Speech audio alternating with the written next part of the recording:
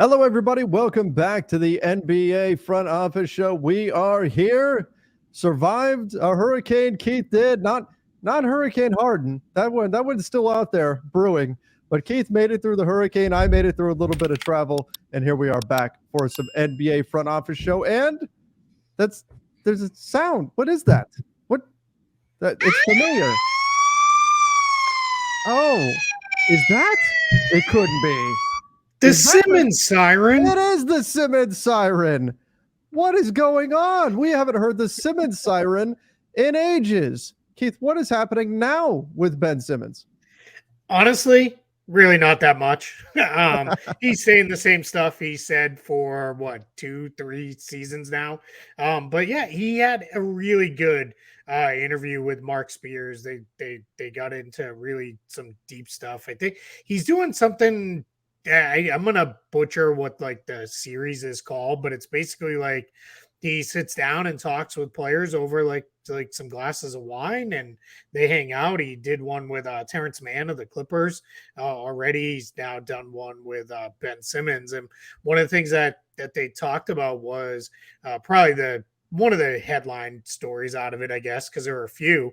One was Ben Simmons holds nothing against the Sixers and would be open to going back there at some point, but then kind of couch that with he's very happy in Brooklyn and wants to play for the Nets and all that sort of stuff. And then everything else was kind of him saying all the things you want to hear. But, at this point, personal opinion is cool. I don't want to hear it anymore, though. Like, I need to see it. And I need to see it for more than a week or two at a time. I need to see it like permanently, and I hope he gets there. I hope that's where it goes. But for now, we're just kind of back on the old Simmons siren bandwagon. Yeah, I mean, he used words like dominate, talking about how he's going to be a completely different player than last year. There is some footage going around of him in workouts, and he's shooting threes and all that. But we've done this. We've done this so many years now. This is it, everybody. This is the year Ben Simmons is going to finally start shooting threes. It's going to happen. Look, he made them in that pickup run. Oh, I don't know. Well, I'll believe it when I see it. But it was interesting that he's open to a return to the 76ers. I wonder how much of that is just to kind of smooth it over with 76ers fans. And would 76ers fans even be interested in a Ben Simmons return? Probably not, right? Yeah, I imagine, at this point, no, not with all the kind of parties that are involved there. Yeah, if it's 5-6 years down the line and most everybody else is turned over, sure, maybe then they'd be open to the idea of it. We've seen this in the NBA. Guys leave a situation and it's like, well, that's done. That'll never kind of regroup there, and then it happens, and sometimes guys end up back in a place and it's perfectly fine. But for now, yeah, there's no way. I mean, and again, he was very clear, he's super excited to play for the Nets. He likes what they did over the course of the last year as far as remaking the team, and he's excited to be a part of it and all that sort of stuff. One thing I did find interesting was he did reaffirm in the article he's a point guard. And he was like, I'm a point guard. I'm not going to play center. I'm not going to play other positions. I am a point guard. So I thought that was kind of interesting as well, because all the talk has always been is, there's a team better off playing him as a small ball 5 or at the 4 or whatever. And he said, no, I am a point guard.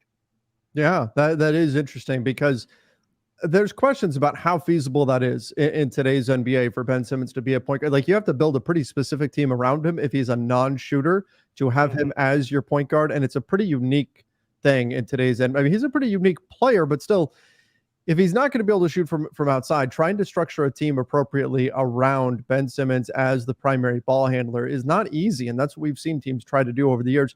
I don't know. I mean, at one point, he was an all-defensive player. He was one of the best young players in the NBA. I hope he gets back to that.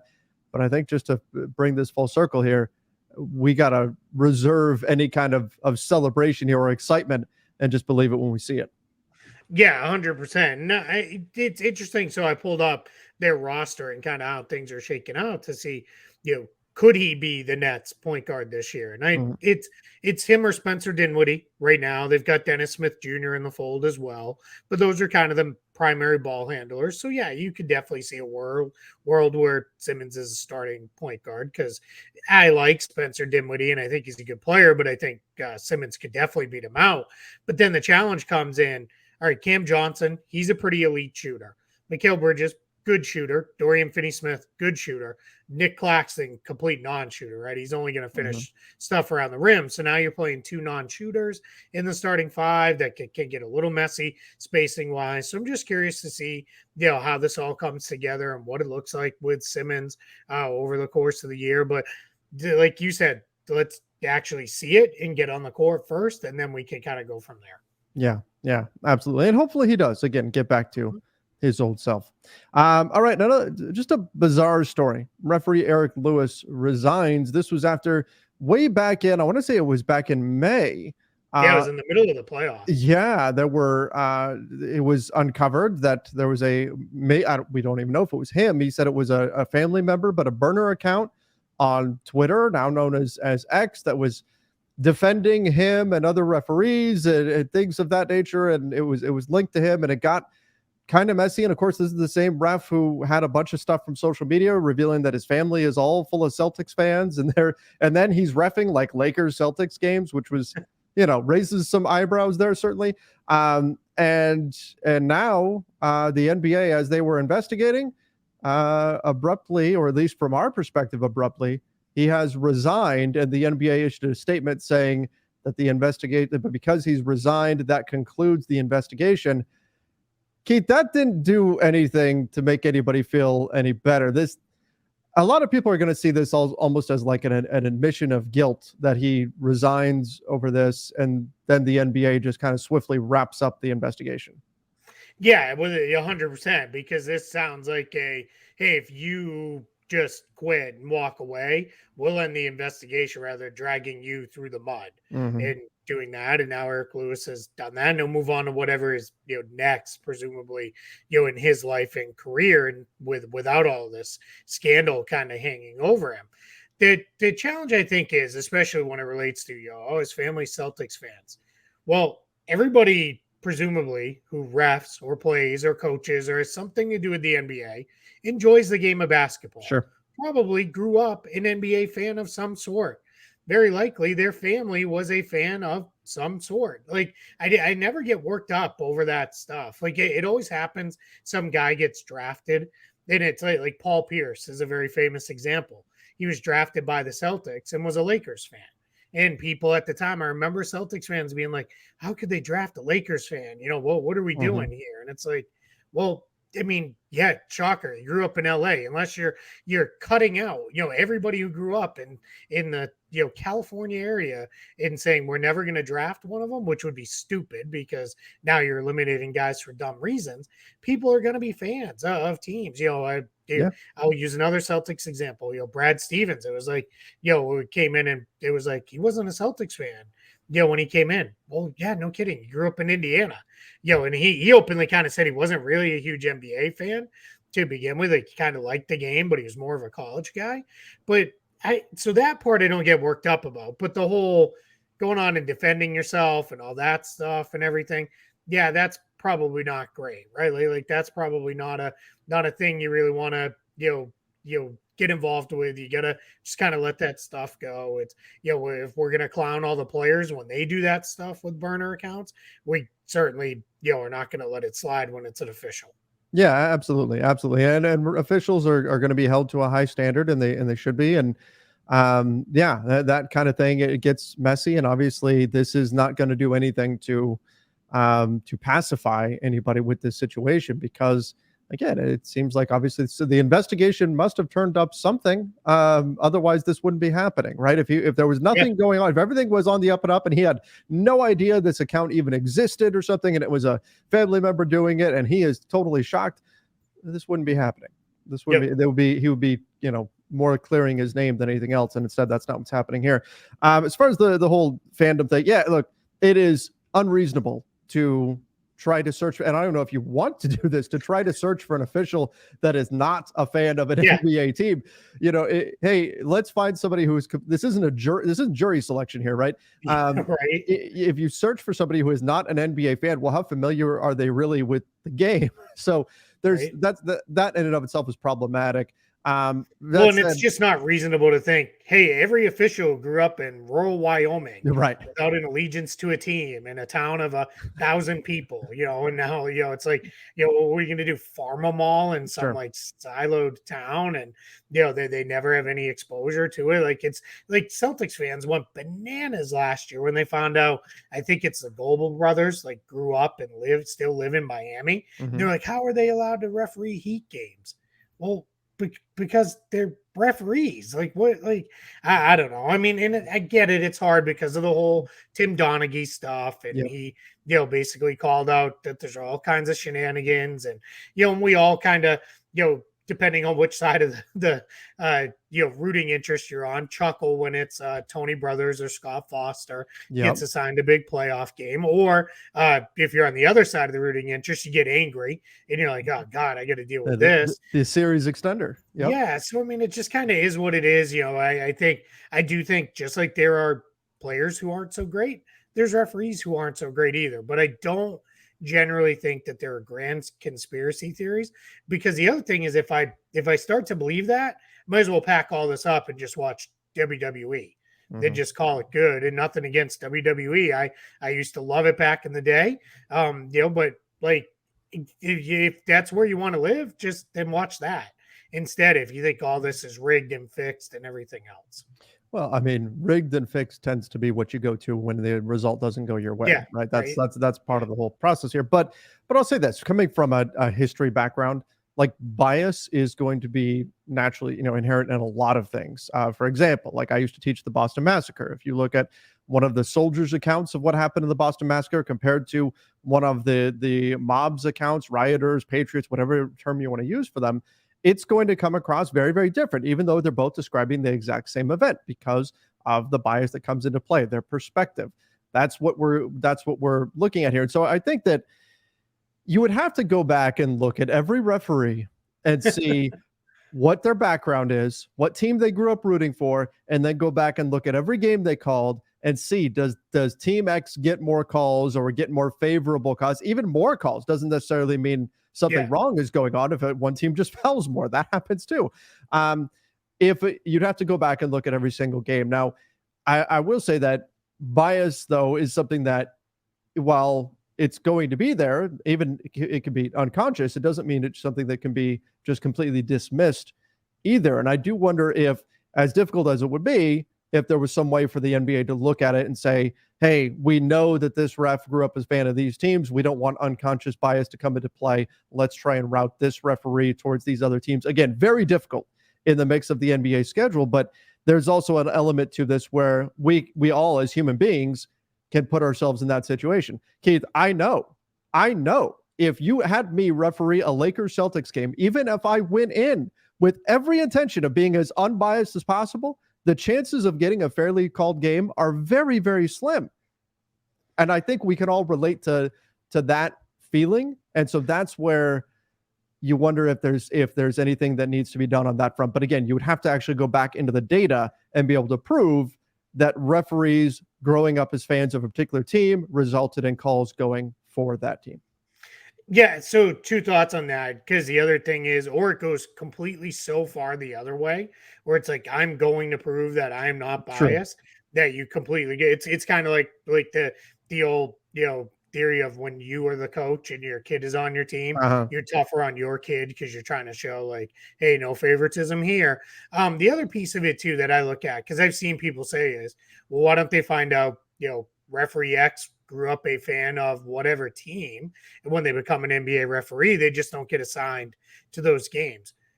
Number one, there's already not enough good referees. True. If you start doing things like that, you're going to make it even harder to do this. And as much as we have all kind of championed the NBA's efforts with the schedule for the players to eliminate back-to-backs, reduce travel, all the things that they've done, the referee schedules they're absolutely insane.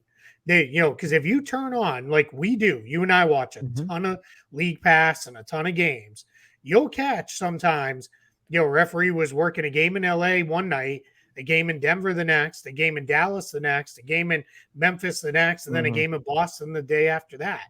And it's like, you would never expect a player to do that. And that's where there are a lot of problems with NBA officiating. I get it because I am critical of it too. And part of it comes with you got to get more and better referees. And then once you can do that, you can start to fix a lot of these other things. Mhm. But until you have a pool of, let's say, 100 or more referees that you feel good about putting into NBA games, you're not going to be able to solve a lot of these issues. Yeah. Yeah, and that's a challenge too. Is the talent pool for officiating? I mean, heck, we saw it in FIBA, right? When in the exhibition game when the U.S. went and played Spain in Yeah. Spain. Oh boy, that was some creative officiating there, Yeah. right? Like this isn't just an NBA thing, and finding officials is not an easy thing to do. Yeah, and FIBA officiating along with college officiating, just watch it for a half, and you're reminded of, all right, the NBA guys are the best at what they do. Much like the players, they're the best at that. I guess we could even venture to say they're the world The champions world of champions, referees. oh boy, we just need something to argue about at this point. Oh Like my gosh. Like first it was like I don't even remember which one was first, but it was Magic versus Curry, and Yep. that and now it's world champion. Are you allowed to call somebody the world champion or not? Like I don't know what we're going to argue about next. We're going to go back to. Do you remember years ago when there was the arguments over what color that dress was that was going around Yeah, the on blue social? and black or Yeah, gold right. and That's whatever. Yeah. that's all we need. That's what we So need. on that world champion thing, here's the only thing I have to say about this. In no disrespect, I believe his name is Noah Lyles who said Uh-huh. this. No disrespect meant to him and his abilities, because I'm just not up on U.S. track and Sure. field, or world's track and field. I every 4 years I fly in and watch it, and love it, and then when the Olympics are over, I don't care about it till 4 years later.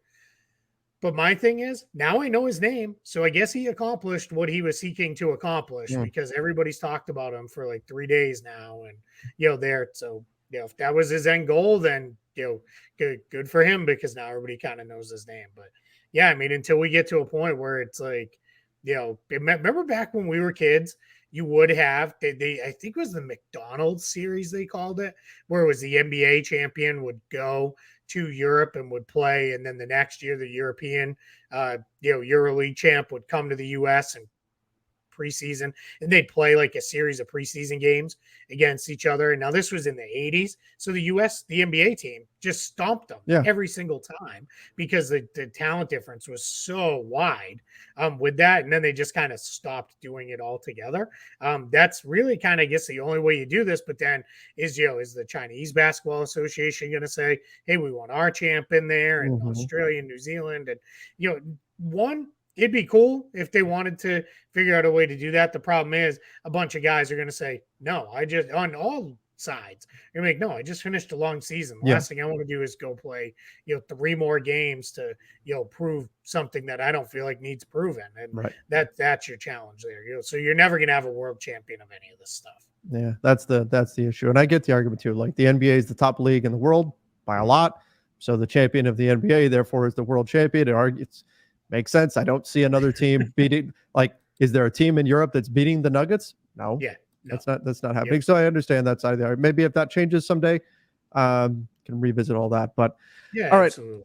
Let's get into, well, we had some moves that took place here. The Mavs, we talked all about this already, so we don't need to delve in depth here, but the Mavs have waived JaVale McGee. We knew it was coming. They were going to do it by the end of the month, and they have indeed waived him, and JaVale will clear waivers. Nobody's going to pick up that contract for the next 2 years.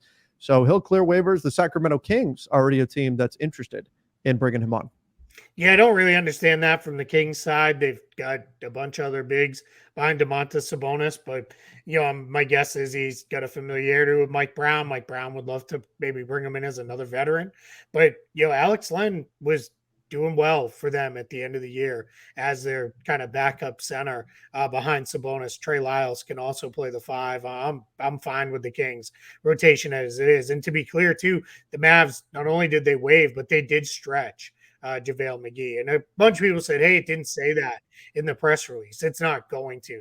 That'll never be a thing. The waiver is the official transaction. So that's done. But yeah, so a little about $2+ million on the books for each of the next 5 years for Dallas. So kind of is what it is on that front. But yeah, so it's we already talked about it, but complete indictment of failure of a signing that was for the Mavericks. Yep. And welcome to Dallas, Markieff Morris, or back, I guess. But yeah, eventually, Markieff Morris will be joining the Mavs if all goes according to plan here.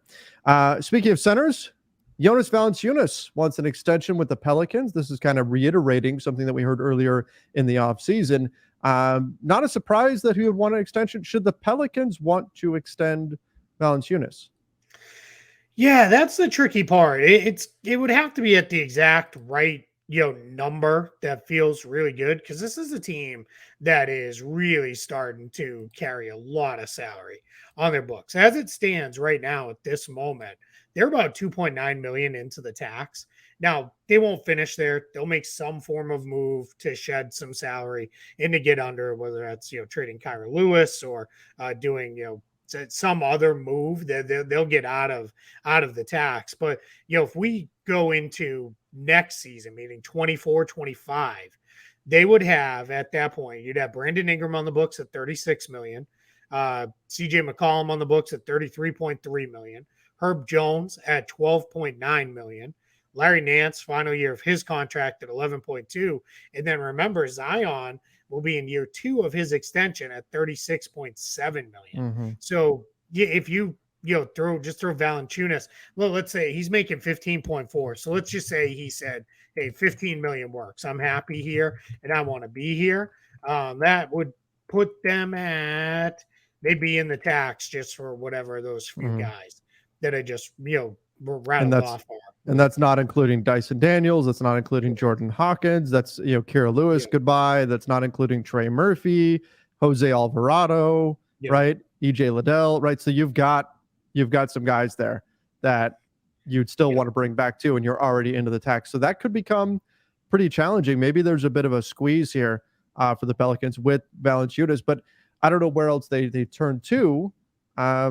And I think he's a decent fit next to Zion in terms of just being a big physical kind of protector to take some of the physicality of the game off of Zion. But kind of like we saw with Steven Adams. Shoot it a little bit. So, yeah, sure. He can. He can occasionally knock in a three. That over the last couple of years. Yeah. But at 31 years old, makes sense that he would want a long-term extension. I just, like you said, the cap situation makes it a big question mark in terms of whether or not they actually get this deal done.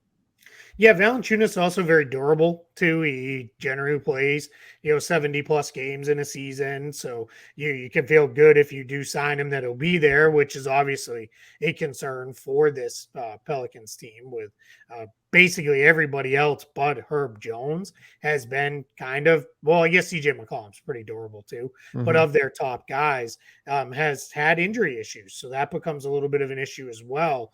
I think, my thing is, I wonder if what's going to give eventually here is Brandon Ingram. I wonder if there becomes something where, because they want to give more minutes to Trey Murphy and they want to play him more. And ideally, right, you're hoping Zion is going to be there and fully healthy and ready to go. And if he is, then, that starts to make a crowded front court very crowded all of a sudden. And I know Ingram can slide down and play the 2 and has done that quite a bit. But, now then, you're going to be able to put enough defense on the floor. If you do that, where are you going to be? So I do kind of wonder if that's where that goes. I found his comments with Team USA. We didn't have this on the list, but his whole, his role has left him frustrated. Yeah. And I'm not going to criticize Brandon Ingram because I thought he was extremely candid, very honest in what he said, where he's like, hey, I'm used to having the ball a lot. And on this team, I don't have the ball a lot. And I have to find other ways to be productive and get myself going other than, handling the ball and creating my own looks and all those things. Well, now you're going into, let's all fingers crossed, a year where the Pelicans have everybody healthy. He's not going to be just throw him the ball and let him create everything because you've got Zion, you've got CJ McCollum, you've got Trey Murphy rather, who needs more touches. You're gonna get the ball into Valanciunas at least some with that. So it's gonna be interesting to watch how his role evolves there in New Orleans. And that's not to say Brandon Ingram's not a good player, because I think he is a good player. It's just gonna be curious to watch that all play out. Yeah, that's and obviously he's extension eligible as well. So is CJ McCollum. The Pelicans have some decisions to make here in terms of what their future is going to look like. And look, this is a team at one point last season that was the 1 seed. They looked like one of, if not maybe the best team in the West. Can they stay healthy? I think what we're going to see from the Pelicans, they're going to say, let's keep things as they are. Let's see where the chips fall this season. See what's real and what's not. Are we kind of one of the bottom tier playoff teams, or are we potentially the top seed?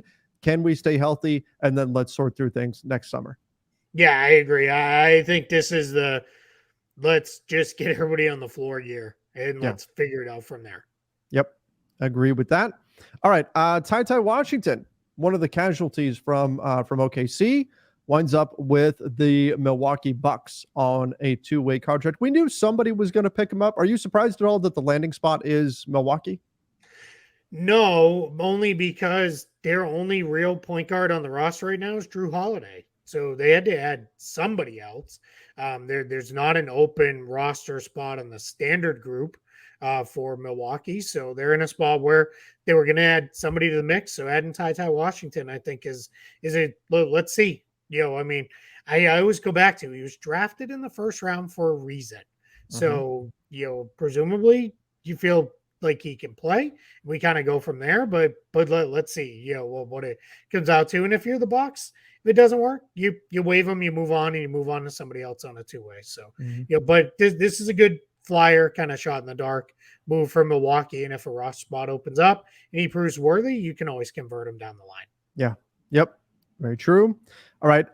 We've got, the NBA is ready to take on TV services for games if Bally Sports falters. We know they're continuing to have issues there. There's a number of teams that are still falling under Bally Sports. I know the Spurs are one of them. Do you have it in front of you who the other teams are? So the Suns part of it seems like it's over. But right now, the ones that are known to be having issues, with everybody covered by Bally Sports, are having issues. But the ones that are like really at the forefront are Dallas, the LA Clippers, Cleveland Cavaliers, and San Antonio Spurs. So I think what you're going to see here is the NBA will likely say, all right, you can't fulfill your side of the contract. My guess is they would just pick this up. They would probably hire a lot of the people involved, not only those who call the games and do the studio shows, but probably the production folks as well. So the camera folks, the PAs, all the people doing the real work to get it on the air. My guess is they'd probably hire them on a short-term contract, at least, in where they can, and bring them in to then get those games broadcast somehow. It'd probably be at that point you gotta sign up for League Pass or whatever the case may be, or maybe they work out like the Suns a local option for this season or something like that until this is all resolved. But this is all part of why the salary cap projection for next season was very conservative at 4.4%. They didn't want to bump it the full 10. A lot of people think this will resolve. They will bump the full 10 and off will go. But for now, the NBA is being conservative, and this is part of it. Yeah, you got to be careful if you don't know. I mean, we are before regulars, we're like 37 days away from preseason games, a little bit more till regular season. I mean, we're less than 2 months now. This is a nerve-wracking situation for them to figure out exactly what's going to happen, because these teams have to be able to be seen. I think we're at like 55 days or something. So that's roughly, a month and a little bit more. There was also the NBA put out the full preseason schedule today. They tweeted that out from the official NBA account that has the whole thing. So so that's just something to kind of keep an eye on with that. All right. More NBA business. The NFL, the NBA, and the UFC, it's quite a trio, are working to take down illegal streams quickly. Well, if it's quick takedown, you would have to think the UFC would be heavily involved in spearheading this situation. But illegal streams, taking these down, getting rid of them. What are your thoughts on this whole situation, Keith? I mean, I get it. Because I've got some things. I get why they want to do this, right? It's Sure. the article, I believe it was Front Office Sports, says that the action that the three leagues are kind of working together, asking various government entities to undertake, says that they're losing upwards of $28 billion a year in this. So obviously, with the NFL, NBA, and UFC, there's everybody knows, we see them in our mentions probably all the time of anybody get a stream, anybody get a way I can find the Mm-hmm. game and those kind of things. With that, and they don't want that. I mean, the NFL has Sunday Ticket, which is now on YouTube. The NBA has League Pass, which I think is available, about 90 different ways, including from the NBA itself, if you want the streaming only option through them. And then UFC, I believe, is almost all pay per view. Mm-hmm. I think they do have something that's like broadcast on ESPN and the like, but I think a lot of it is pay per view for them. So yeah, so they don't want to lose that, and it's hard because the ones I don't like are, so I'm going to use a football example because I know this to be true. Mm-hmm. There was a point in time where, as an Orlando resident, I get stuck every single Sunday with the Jaguars games. And it was like, I don't want to watch the Jaguars. So I had Sunday Ticket back when it was a DirecTV product, and then I could watch whatever games I wanted, but I was stuck with Jaguars games. And it was like, this sucks. This is not the game I want to watch. I also know people who they only stream and they don't have a way to get Orlando Magic games. And they live, 5 minutes from me, and they can't ever see Magic games or Yeah. anybody who's playing the Magic. So even a couple of them are fans of other teams, and they're like, yeah, I have to miss those games whenever they're playing the Magic because I have no way to watch them, or I got to go out to like a sports bar or whatever. And to be fair and frank and honest, the Magic aren't prime viewing even here in Orlando for a lot of sports bars and the like. So that becomes a little bit of a challenge there. And I know some of them have been like, yeah, so I started, finding a stream that did that. Now, to be fair, I had a friend who found one of those streams, and then like 2 days later, it was like, hey, call from his credit card company saying, what did you buy? Because this is going bananas with charges and all this other stuff. Mm. So when they're shady illegal streams, you got to be careful.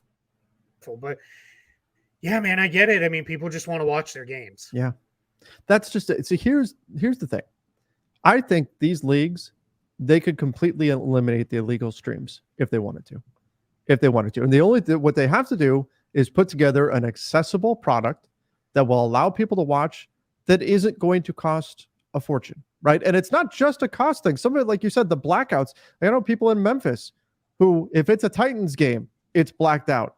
If it's a Saints game, it's also blacked out. If it's a Falcons game, that's also blacked out. And it's kind of hit and miss, right? It's that is a frustrating issue, as you're describing there too. Like, even if you do what that particular league wants you to do, and you have cable television service, you still can't see the game that you want to watch. So what are people left to do if they really want to watch the game?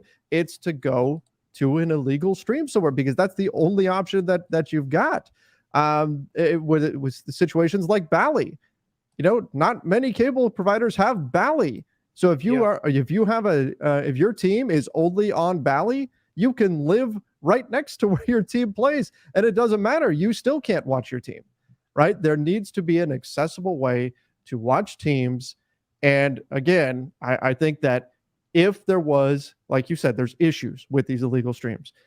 If there was something that was stable, if there was something that was user-friendly, something that doesn't cost a fortune, people would be willing to pay something for this. Now, would there be some who would say, well, no, I'm still going to watch an illegal stream and I want to pay nothing? Sure, that would still exist to a degree.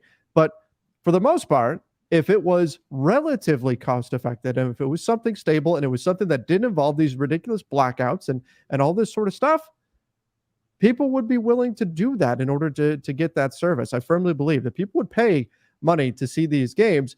The problem is they're not accessible, and that's why illegal streams have filled that void. So we're going to take down illegal streams quickly. Well, that's all well and good. I mean, it's inherent in the name. They are illegal, so I understand it. But I don't think that's really addressing what the root of the problem is here.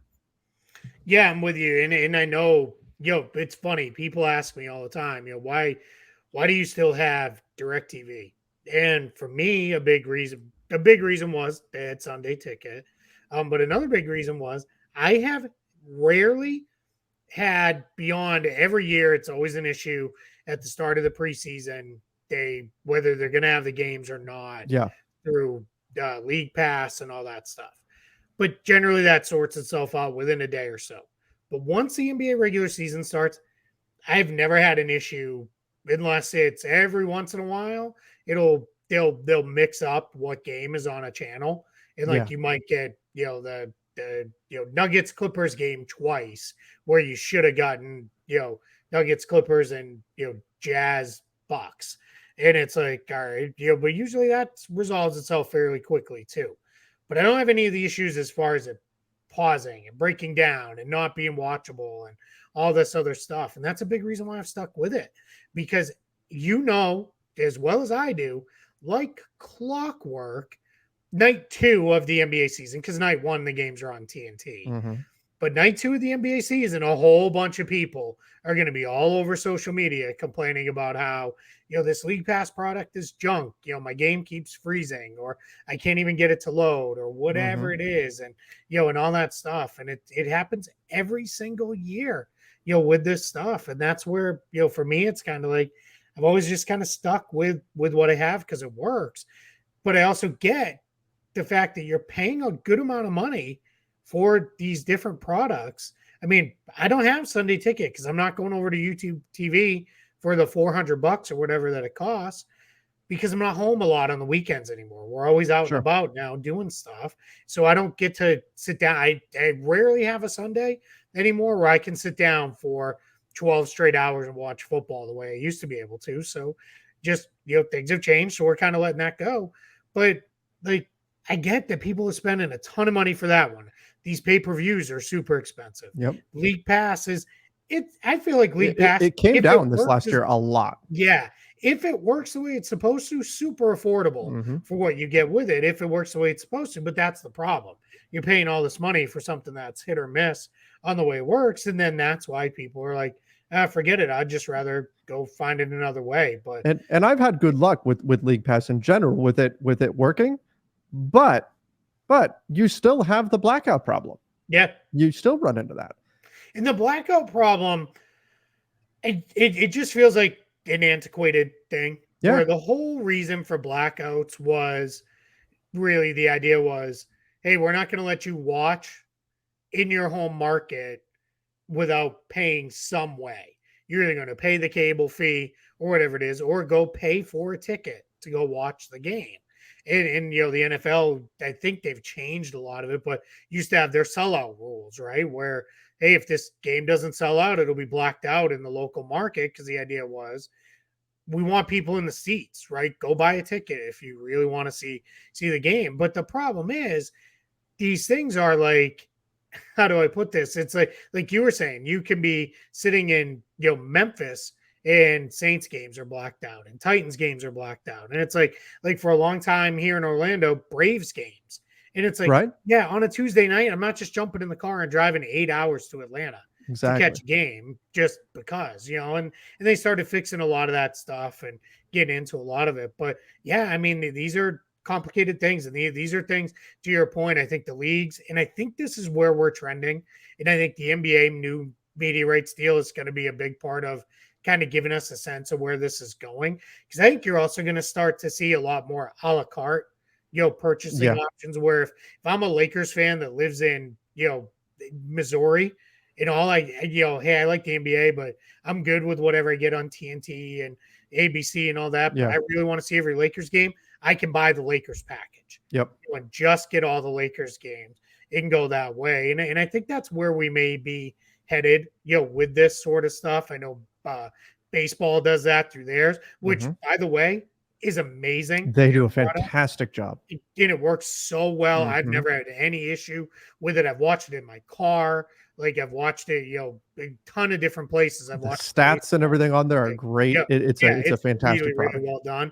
I think that could be where we go, as we see some of these a la carte type packages and that. But we'll find all that out here in the next year plus as all that stuff gets negotiated. Yeah, and I think that you can actually, obviously, if it's the Lakers, like if it's Lakers Warriors, okay, that's going to be on national TV, right? We know that's going to happen. But let's say you happen to be an Oklahoma City Thunder fan and you really want to see Lakers Thunder or something like that. Being able to buy just that game should be an option. But I also look at what the MLS just did, right, with their Apple deal. Yep. Every game, there's no blackouts, do not exist. Every single game, you buy the MLS package and you get to watch every game, and they provide highlights and all that kind of stuff. It's all there for you. You buy this and you don't have to miss any games ever. That's so much simpler than all of this. What channel is it on? Nonsense. And I think I don't know how long it's going to take to get there because the cable model is still there and it's, obviously it's hanging on and sports are a big part of that. Exactly. Guys, they spend a lot of money for the right to make sure on Thursday nights you're turning on TNT. So yeah, that's going to take a little while, but I'm with you. I think we're going to get there eventually. But we'll see what happens here if they are able to eliminate these illegal streams. But again, I think personally, I think just eliminating the streams is not eliminating the problem. There's still going to be a need. There's still going to be a demand for a way to watch these games. And that void is just going to be filled by something else. I'd rather see these leagues fill that void themselves. Yeah, I'm completely with you on that one. You know what we didn't talk about? I just realized PJ Washington. Oh, yes. It happened a few days ago. So, but yeah, we haven't talked about that. So we should probably end on that one. Yep. I think so. Yeah, PJ Washington headed back to the Hornets, 3-year, $48 million deal. We talked about it recently, and I think I said like unless it's like 3 years, $45 million. If I'm the Hornets, I'm not going there. And by all accounts, there's some incentives involved in there. There's also some the contract declines year over year for PJ Washington too. So pretty good deal for the Hornets, I think. Fair deal for him. And it's easy to say he wanted $20 million. He should have just signed the qualifying offer and bet on himself. But there's just so much that can go wrong with that. I mean, look at Sean Livingston's knee as a great example, right? I mean, you just never know. And when you have that kind of money sitting in front of you, man, you gotta take it. Or like look at Greg Monroe. Sure. Signed the qualifying offer and then just never really turned into anything more than what he was. Rodney Hood signed his qualifying offer back in the day and then just kind of never really became. And then he had some injuries on top of that. So, PJ Washington, 3 years, $48 million in total. I think it's perfectly fair value for him. I think the Hornets did well on this. And, now it's at least a little bit of surety, going into this season where it is. It's still a crowded front court and it's going to take a little while. My guess, I've been doing a lot of stuff where I'm looking at the rosters and trying to figure out, all right, who's going to start, what are the rotations maybe going to be and all that. I'm starting to feel like maybe Terry Rozier kind of goes back into that super sub role coming off the bench because I got to imagine when he's back from suspension or within a week or two after he's fully up to speed, Miles Bridges gets back into that starting group. You have Brandon Miller, you have Washington, you have Gordon Hayward. Something's got to give. Somebody's got to go to the bench here on this group, at some point. So, and maybe by that point in injury, probably Gordon Hayward, just with the way his career is gone, we'll take somebody out of the mix and we'll figure it out. But that's a crowded forward wing group there in Charlotte. It absolutely is. But I mean, if you want to have, if you can have too much depth at a position, the wing is probably the place to have it. So in today's NBA anyway, but I think it's a good deal. I agree. I think it's a good deal for PJ Washington, a good deal for the Hornets. Made sense. Right when the contract came out, I went, yep, that makes a lot of sense on both sides for them to compromise and wind up right there. So good deal for both sides there. Keith, I think that about does it for today. We covered a lot of topics, but we'll be back tomorrow with more NBA news. Buddy, glad that you stayed safe during the hurricane, and now we'll see how much damage Hurricane Harden does next time we get to that topic. Yeah, that's a much more fun hurricane to prepare for and talk about. Yep, for sure. All right, everybody, make sure you do subscribe to the NBA Front Office channel on YouTube, and of course, follow us over on Apple Podcasts, Spotify, wherever you listen to podcasts. Until next time, everybody, see ya and stay safe.